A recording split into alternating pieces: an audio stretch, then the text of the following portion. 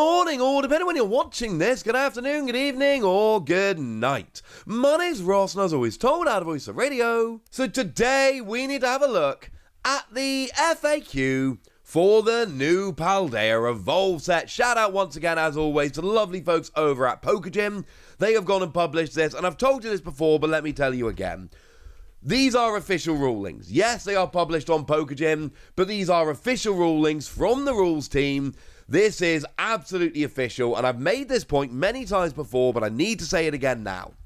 If you're going to play the Pokemon trading card game, and this should be obvious, honestly, you are going to need to know the rulings. And yes, I'm not going to sit here and claim that every one of these is an absolutely vital, ruling on a card which you're going to see in every tournament you ever play.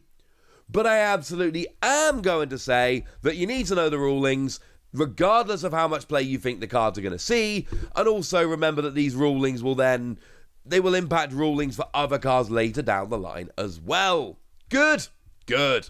So let's start off, as we often do, and let's start off with abilities with Weavile. So Weavile's got the ability Assaulting Hunt that says once during your turn, when this Pokemon moves from the bench to the active, you may switch one of your opponent's bench Pokemon to the active spot. Well, if I bring up Weavile with the Assaulting Hunt ability after my opponent KOs my active Pokemon, do I still get to activate it? And the answer is no, because it very clearly says on Weavile's ability during your turn, and when you bring up after a KO, that is not during your turn, that is essentially between turns. So, sorry ladies and gentlemen, that doesn't work. Sorry about that. Now, sticking with Weavile for a moment, we do have a Bramblin in the set with the Ride the Wind attack. Single energy, flip a coin, if heads, switch this Pokemon with one of your benched Pokemon. If I use Bramblin's Ride the Wind attack and flip heads, can I then bring up Weavile and use the Assaulting Hunt ability? And the answer is yes. Because this is still during your turn. You are resolving Bramblin's attack, which means it is still your turn, because obviously while your Pokemon is attacking, it is during your turn. And that means that yes, you absolutely can bring up Weavile, and because it came active during your turn, you absolutely get to use the ability. Now, Skip Bloom has got the ability Drifting Dodge. If any damage is done to this Pokemon by attacks, flip a coin, if heads, prevent that damage. Alright. Well, what about Tinkertuff's Pulverizing Press? Yeah, that's right, we're mixing multiple new cards in here. Job's a good un. So Tinkertuff's Pulverizing Press is an attack that says this attack's damage isn't affected by any effects on your opponent's active Pokemon. Okay. So, does Tinkertuff's Pulverizing Press attack do damage if Skiploom's or Jumpluff's Drifting Dodge ability flip heads? Oh yeah, Jumpluff's got the same ability. Should have said that. Yes, absolutely. Now, there is a note on the ruling here that technically you still have to flip the coin, but regardless, the damage is not prevented, because that would be an effect and Tinkertuff's goes through. And that must be very annoying. You've got to flip the coin, you flip a heads, but the damage is not prevented anyway. That's got to be a little bit sad. Now, Fortress is one of the more interesting Pokemon. I think one of the most interesting Pokemon in the new set, as far as I'm concerned, because it's got the ability Exploding Energy.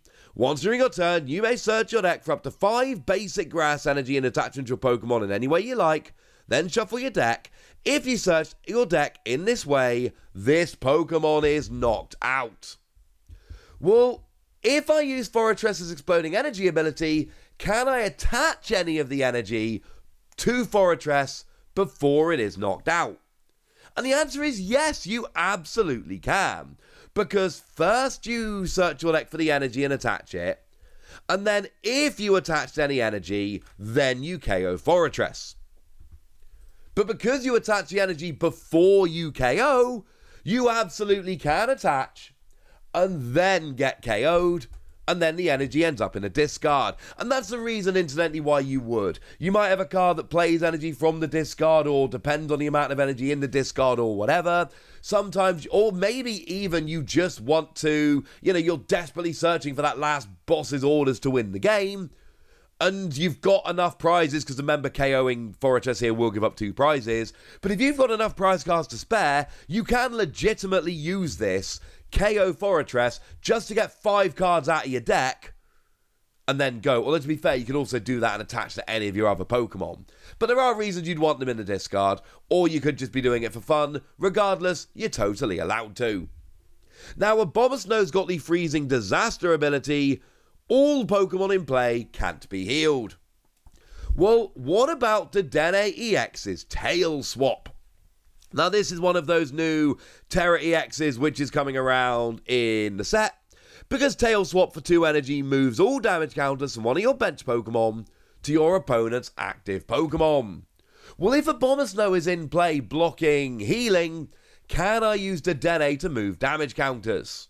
Yes. Absolutely you can. And the difference here is very, very, very simple. You're not healing. What you're doing here is moving damage counters around. Now, you might be moving damage counters around and then you've got fewer damage counters on, so you've got less damage on than when you started. But that is not the same as actually healing. Healing is removing damage counters, and although in effect this kind of has the same effect, that is not what's happening here. What you're doing is moving damage counters, and that is not the same as healing. Although I do understand that it's going to look quite similar a lot of the time. Now, Squawkabilly's got a very nice new ability here, Squawk and Seize. Once during your first turn, you may discard your hand and draw 6 cards. You can't use more than one Squawk and Squeeze ability during your turn. Well, what if I don't have any cards in my hand to discard? Can I still use this ability? Yes, you can. And not only that, but this is a lot of the time the best time to use the ability, because you're getting the most value. Remember, as I just said with Fortress, sometimes you'll want cards in the discard, so I suppose sometimes you'll want to discard your hand, but a lot of the time this is the best way to use it. And this comes down to something we've talked about quite a bit before. And that is, if you have 0 cards in hand, you still have a hand. And that's very, very, very important. You have a hand of 0 cards. You discard your hand of 0 cards. And then you draw for the ability. But you still have a hand of 0, which means you absolutely can still use this. Very, very important. Alright, nice. So let's move on to attacks then, and let's have a look at Annihilape. Annihilape has got a very, very interesting attack indeed. Now, worth remembering, Annihilape is not actually in the set, the regular version, but the full art is. We talked about this before. This is what we said was going to happen, and it absolutely has. So Annihilape EX is in the set, but only as a full art, not as a regular. For a single energy, you place up to 12 damage counters on this Pokemon, and the attack does 20 damage for each damage counter you put on in this way. Well, what if you've only got 10 HP remaining? Or you want to put enough damage on that it would actually go and KO Annihilape? That's fine. You can put up to 12 damage counters on it, even if it doesn't have that much HP remaining. Then you deal 20 damage for each damage counter that was placed, and then at the end of the attack, Annihilape EX will be knocked out. Now, this is going to seem like a strange ruling to some people, especially newer players, but this has always been the case, and we've actually seen this ruling a few times, and this is a ruling I will always remember, because this is a ruling we actually had on a Mamoswine back in the day. We're talking about the Mamoswine from Crimson Invasion that has Forceful Tackle. And the deal is very simply, you place the damage counters, then you work out the damage, then you check for a KO.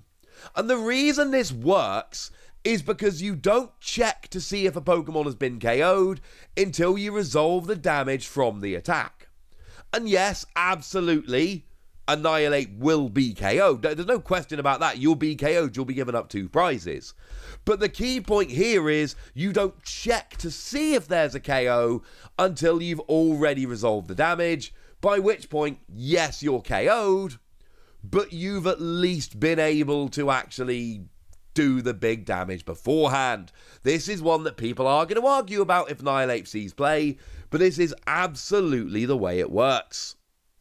Now, there is also a Quaxley that I think is fair to say is not going to be doing as much damage, but it is a Quaxley with the Apply Gel attack. 2 energy, 20 damage. During your opponent's next turn, if the defending Pokemon tries to attack, your opponent flips a coin. If heads, it doesn't happen. Well, how does this work against Tinkertuff's Pulverizing Press? Can Tinkerton ignore the coin flip? No. Because it's not about reducing damage, it is about actually doing the attack. Essentially, the way Quaxley works is, you have to flip a coin just to start the attack, and then you can talk about whether the damage goes through, but you've still got to flip a coin just to start the attack before you do anything else. And then finally, we can finish off having a look at Tropius. And Tropius's Tropical Breeze attack. Yay! Always nice to see a new Tropius. 3 energy, 130, move all energy from this Pokemon to one of your bench Pokemon. What if I don't have any bench Pokemon? Then it stays on Tropius. Obviously. Now don't get me wrong, it doesn't say you may, it says move. The wording literally just says move all energy. So yes, if there is a bench Pokemon, you do have to move the energy. But if there are no bench Pokemon, you look to see if there's any bench. There aren't any. You rock. Oh, and also, just as a side note, if you are looking at your board and the only thing on your board is a Tropius, things have gone wrong. There we go. Alright, ladies and gentlemen, now it's over to you guys. Tell me what you think about these rulings. One more shout out to the lovely folks over at Pokegym for publishing these every time. Those dudes are awesome. But tell me what you think about these rulings. Tell me anything you want to tell me in the comment section. Go nuts! Be nice! And then make sure you like this video, subscribe to this channel, follow me on Twitter at TheWasi. That's where we talk about Pokemon and card games and all kinds of fun things. And please do consider checking out patreon.com/PTCGRadio, where you can support the channel, get some bonus podcasts, join a Discord, all kinds of fun things. Oh, and of course you can get shout-outs on the channel, like the lovely Tamberlin, who's been a supporter of ours for a while now and seems to be a very lovely person indeed.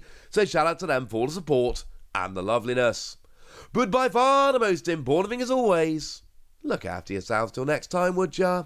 Thank you very much for watching. My name's Ross, and you've been watching PTCG Radio.